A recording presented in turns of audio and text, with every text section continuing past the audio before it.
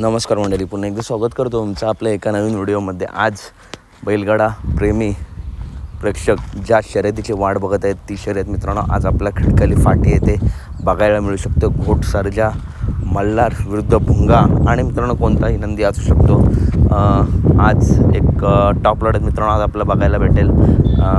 कधी बघायला भेटेल तर मित्रांनो 3 नंतर मित्रांनो टॉप लढती आपल्याला बघायला मिळतात. त्याच्यामुळे 5-6च्या दरम्यान मित्रांनो आज जर लढत झाली घोट सर्जा वर्सेस भुंगा, एक टॉप लढत मित्रांनो मैत्रीपूर्ण लढत झाली तर मित्रांनो ही लढत आपल्याला बघायला भेटेल.